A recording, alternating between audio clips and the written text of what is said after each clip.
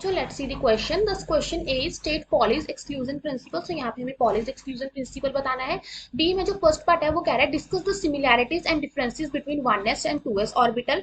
Third में हमें dz square की शेप बतानी है और C में हमारे पास क्या है कि हमारे पास एक एटम है.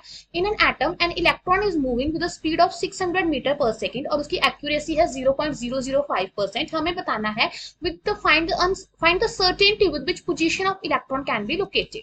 So यहाँ पे हमें जो की कंसेप्ट चाहिए. First is the electronic configuration rules कि हमारे पास कौन कौन से प्रिंसिपल्स होते हैं जिससे हम इलेक्ट्रॉनिक कॉन्फ़िगरेशन लिखते हैं. Second is the quantum numbers.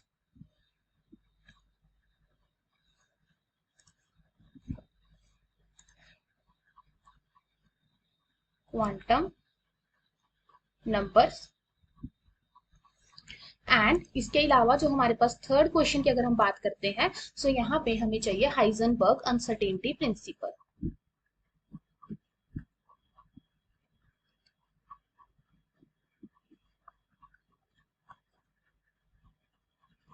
सो हम वन बाय वन अपने पार्ट्स को डिस्कस करेंगे. ए में हमें कहा गया है कि हमें पॉलीज एक्सक्लूजन प्रिंसिपल को बताना है कि क्या होता है.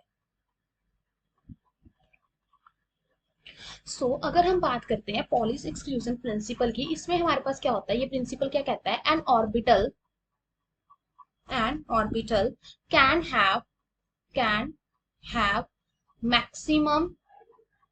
Have maximum of 2 electrons and these must have opposite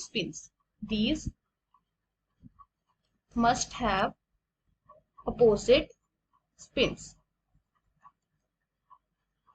सो ये हमारे पास पॉलीज एक्सक्लूजन प्रिंसिपल कहता है. दैट मीन्स कि अगर हमारे पास ये ऑर्बिटल है सो इस ऑर्बिटल में जो दोनों इलेक्ट्रॉन्स आएंगे वो एक ऑर्बिटल में मैक्सिमम 2 ही इलेक्ट्रॉन्स आ सकते हैं और उनकी स्पिन क्या है, अपोजिट होगी. मीन्स लाइक दिस और we can say like this. तो ये हमारे पास पॉलीज एक्सक्लूजन प्रिंसिपल की स्टेटमेंट थी.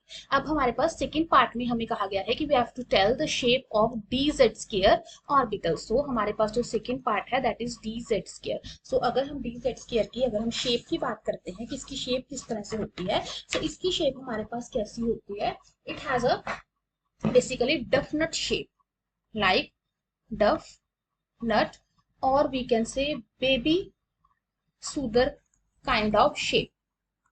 सो अगर हम इसकी शेप ड्रॉ करें सो इसमें हम मान लेते हैं कि ये हमारे पास क्या है, एक्स एक्सिस है और लेट अस से हमारे पास यहाँ पे इस साइड पे हमारे पास कौन सी एक्सिस है, जेड एक्सिस. तो इसकी शेप कुछ इस तरह से होगी कि ये हमारे पास ऑर्बिटल होगा और यहाँ पे हमारे पास इस तरह से इसका जो शेप है वो हमारे पास होती है. So this is a kind of just a minute, this is a kind of definite shape और we can say baby soother shape. So ये हमारे पास शेप होती है किसकी, dz स्क्वायर ऑर्बिटल की.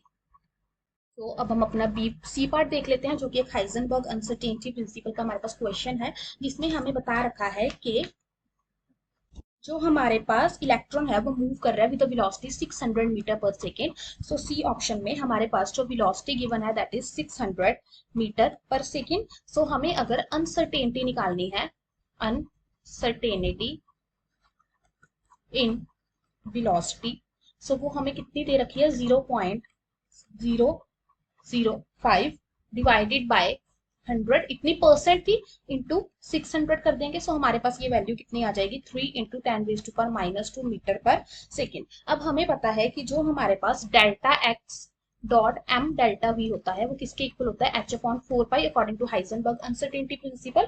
सो यहाँ से अगर हम डेल्टा एक्स की वैल्यू निकालेंगे तो वो किसके इक्वल हो जाएगी, h/4π into M into delta V. So हम इसकी वैल्यू निकालते हैं. So delta X is equal to, it will be equal to 6.63 into 10⁻⁻34 kilogram meter square per second and divided by 4 into 3.14, ये पाई की वैल्यू हो गई, इंटू 9.1 इंटू 10⁻31, ये मास है इलेक्ट्रॉन का, हमें क्वेश्चन भी गिवन है that is in KG, into हमारे पास आ जाएगा 3 इंटू 10⁻² मीटर पर सेकेंड. ये हमारे पास बेसिकली वेलोसिटी. इसको हम सॉल्व करेंगे तो आ जाएगा 1.93 into 10⁻³ metre. So this is the certainty that is asked basically in the, basically यहाँ पे जो क्वेश्चन है इसमें सर्टेनिटी नहीं आएगा, this is uncertainty in uncertainty with position, so question में अनसर्टेनिटी पूछ रहे हैं हमसे पोजीशन में, so that will be 1.93. Hope you find the answer, best of luck.